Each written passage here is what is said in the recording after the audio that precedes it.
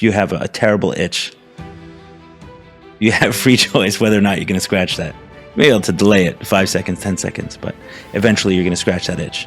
Hearing you break it down in like the addiction, the impulses, yeah, maybe my perspective is rooted in like these handicaps, these hurdles in front of me. We come into the world as animal. Our goal is to ascend to human, and then from human to angel. When I say the words free choice, like that concept, what is that? What does that mean to you? There's always the opportunity to remain human as much as they try to turn us into an animal. As we grow older, we have the opportunity to go from animal to human.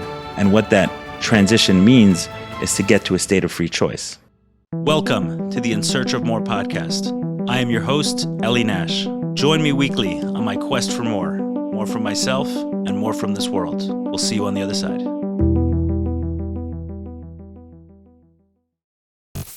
All right, Ryan, this one's a new topic. I've understood it recently. It was taught to me by Shaman Omar Ahmadzai. Shaman Omar, my guy. And when I say he taught it to me, he had mentioned to me, he had mentioned the concept so many times, and I understand what he was talking about, and then it kind of all made sense a little bit ago. So Shaman Omar has put a lot of his wisdom in this book here, the Khorasan. So if it was understood what was in here, there'd be lines to get the book. He shared with me this idea, which actually isn't in this book itself. There's amazing stuff in there. It's probably part of his next book. And the concept of that we come into the world as animal. Our goal is to ascend to human, and then from human to angel. Okay. Unpack that for me. Right. So he didn't unpack it for me. He just said that. And it kind of left me with that. I'm like, okay, what is it? What does that mean? And what I've realized is what he's talking about is the process of free choice. So I want to ask you, when I say the words free choice, like that concept, what is that? What does that mean to you? Immediately what comes to mind, it's levels. Free choice on what level? That's what comes to mind. So explain. Like as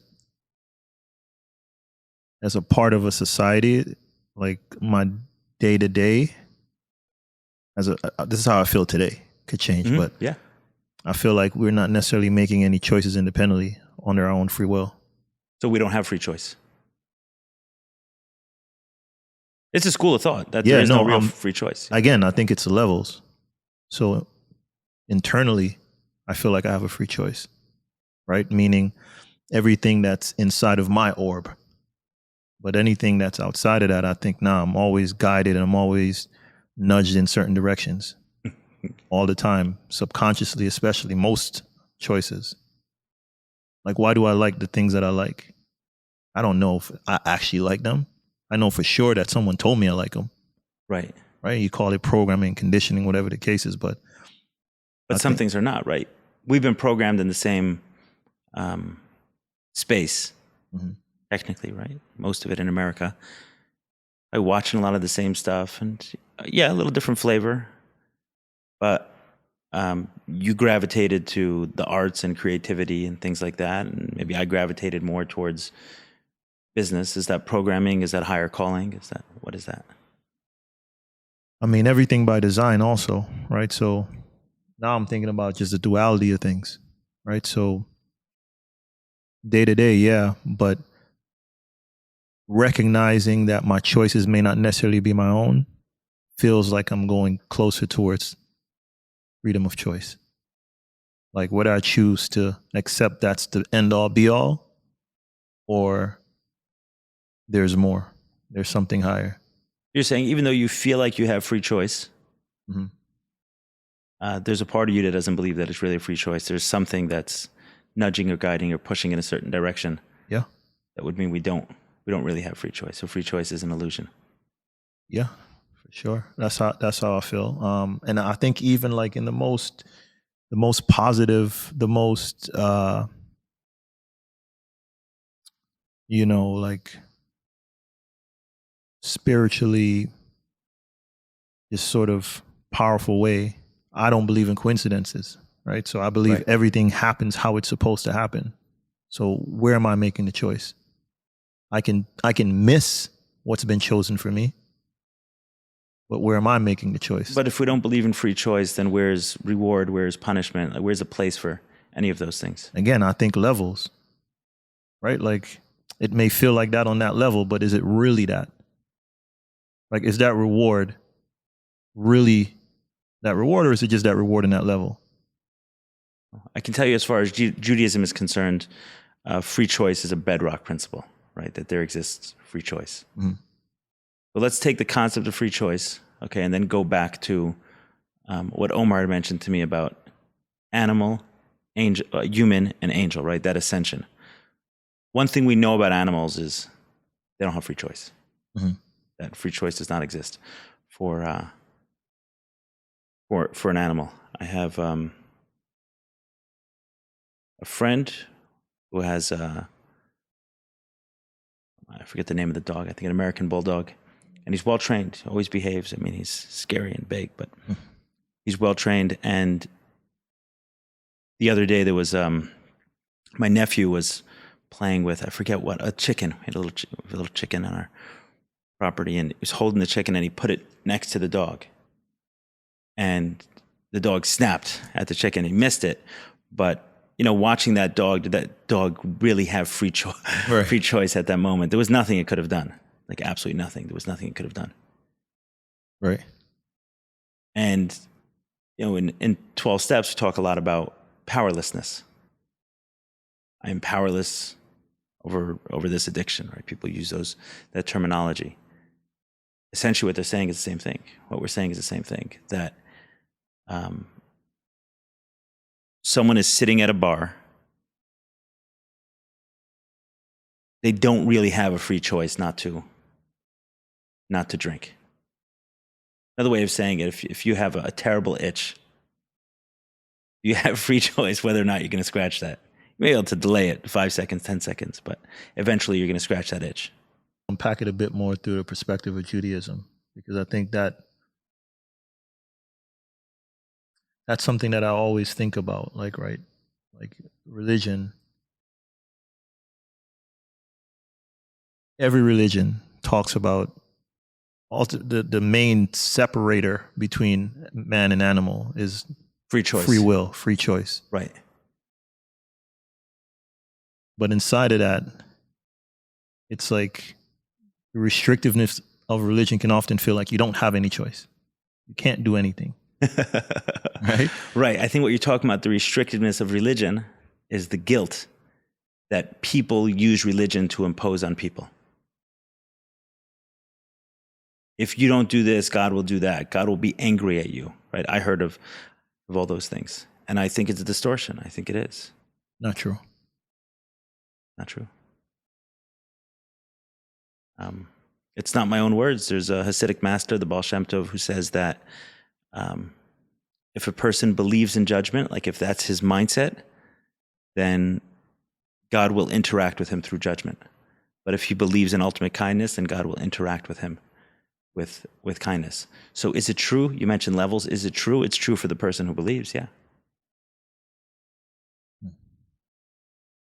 And you believe that there is free choice? We wouldn't have free level. choice.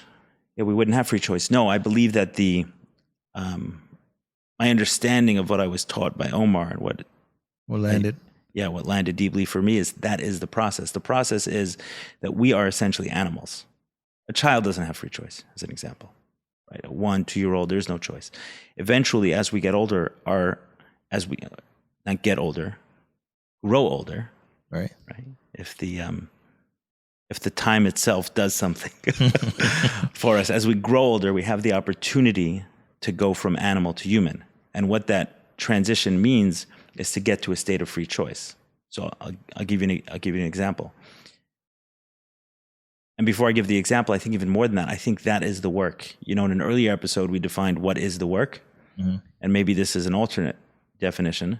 It doesn't contradict what we spoke about then, but maybe the definition is to become fully human, to get to a state of having full choice. What do I mean by that? So if I have addictions, if I have trauma, if I have compulsions, obsessions, all of those things, they're impeding on my free choice. If I have guilt, it's impeding on my free choice. So the work, all of this, what we're really trying to do is escape our animal, escape that state of being an animal, and become fully human. So when we say heal our trauma, towards what end? Towards the end of not being able to be triggered by something, because once we're triggered, we essentially lose free choice. That actually lands. I get that. So, and just hearing you break it down in like the addiction, the impulses. Yeah, maybe my perspective is rooted in like these handicaps, these hurdles in front of me, right? Whether it's coming out of society's programming, right? That's like, right. So do I buy into that? Where's my choice? Yeah, because it's been made for me because I'm in there. But, or the guilt of religion, right? So yeah, maybe my perspective is rooted in that. And that's why, and it's something that I wrestle with, right? Because again, inside of me, I feel like there is free choice, but when I look externally, it often feels like it's already been kind of done for me. I can certainly miss opportunities and blessings and things like that if I fudge it up, but it often feels like it's already been done. But maybe my perspective is skewed. Maybe I know there's levels, but I'm not choosing the right level. Right. Maybe and we all are in different ways. Maybe we are still, what you're referring to is a part of you that still has its animal instinct and hasn't overcome that. And I think that's the work. I'll say this another way. You're familiar with the book Man's Search of Meaning, Mm-hmm. Viktor Frankl? Mm-hmm. So what he talks about in his book is how essentially all of his choices were taken from him, right? The concentration camps in Auschwitz, I think it was in Auschwitz, but if not, it was another concentration camp. It was designed to dehumanize a person. What does it mean to dehumanize someone? Right? To strip away any of their choices. They can't choose when they use the restroom. They can't choose what they eat. They can't choose what they do, where they go, and how long they sleep. Nothing. They've lost all of their humanity, so to speak. They've lost all of their choices. And what he talks about in his book is, he says, they tried to dehumanize me. His word, not his words, mine. They tried to dehumanize me, but they did not succeed, because there's one final choice that no one can ever take away from me. And that is, no one can ever take away from us. And that is the power to determine how I respond to what's going on. And I think what he's saying, and his book has gained such popularity, I think what he's saying is that there's always the opportunity to remain human as much as they try to turn us into an animal. They can try to curb every single one of our freedoms, every single one, but there's one freedom they can never touch. There's always the power of choice. And that's I think that like the genius of his book, and what he was touching on was this same idea of, can an animal grow into a human? Can we take us as animals and become humans with free choice? Yeah, that's powerful. And is it the same gateway for the ascension from human to angel? Like, is it choice? Right. I'm glad you went there. So a human who never dips into his animal, what is he? What is he? Essentially an angel. Okay. Right. And he never goes there, right? If he stands in that choice, and every single time he makes the higher choice, the expansive choice, the choice from love, then what is he? An angel with free choice. And that's why it's such a big deal. That's powerful. Well, according to Judaism, they say an angel does not have free choice. Really? Right. So that's the difference between an angel and a human. And this is why I think that guilt is so inappropriate in a relationship. Because if we take in a religious relationship, Right. so for example, in my case, a lot of that was imposed on me. Fear and guilt. If you don't keep the Sabbath, how do you expect to make money? Right. I don't know. I've seen a lot of people who keep the Sabbath with no money, a lot of people with money who don't keep the Sabbath. But it says in the Bible, if you do X, then you get Y. And do you really want to, test God in that way and all of those things? Mm-hmm. So, but that wouldn't make any sense, because then you have no choice. And if there was a instant reaction to everything we did wrong, then if everything we did wrong led to an instant reaction of punishment, then there wouldn't really be free choice. If every time we stepped out of line, we got whacked in the head, then what choice would we have made to stay in line? Right. Staying in line, of course. But a lot of religions attempt to do that to someone and impose them with like guilt and fear. And I think it's completely inappropriate. I think it's a bastardization of the relationship with God. I'll give you an example. If you told your wife, I really want to cheat on you, but I'm not because I feel guilty. Right. Or I'm afraid of getting caught, how good would she feel? Right. Even if you say she'd prefer that, she'd prefer you feel a little guilty and not do it because it would be too painful. That's not like her highest version of a relationship. The highest version of a relationship is I choose you every single day, regardless of any of the past. Right. That's what everyone wants to hear. So why wouldn't God want the same thing? We choose you not because of a punishment, not because of a reward. We choose you. We choose this path. We choose this way. And I think it's such a bastardization of the relationship with God that it's actually an inversion of it. So, for example, what if many rituals are designed simply to remind us that we are human, that we have a choice? As an example, if someone said every single morning from the hours of 7:30 a.m. till 8:30 a.m., which is practiced where, not necessarily those hours, but that's practiced where I grew up, every single morning, someone is meant to be in the synagogue praying. Engaging in that ritual repeatedly demonstrates to someone that I have free choice. I can wake up in the morning in a bad mood, and I'm still going to synagogue. I have choice every single day, no matter how tired I am, no matter how disinterested I am, I can still act in a different way because I'm a human being with free choice. Now, if I take that same ritual and I impose guilt on it, and now a person feels like they absolutely cannot not pray, because if they did, they would receive a punishment or social embarrassment, or I don't know, religious figure would be disappointed in them, then you've undone the purpose of the ritual, because now there's no free choice again, because now you've imposed guilt on the person. So he's not walking into that and saying, I actually have a choice of laying in bed or praying, and I'm demonstrating to myself every single day that I have free choice. I can pray, even though I may not want to. But now you've made him want to. I can't tell you how many religious people have mentioned to me over periods where I wasn't observing the Sabbath, something to the effect of, you're not afraid of not doing that. I'll tell you, in my own case, I stopped praying for a couple of years in my 20s every morning because I felt like there was guilt when I didn't. And I'm not recommending this. I'm just sharing my experience.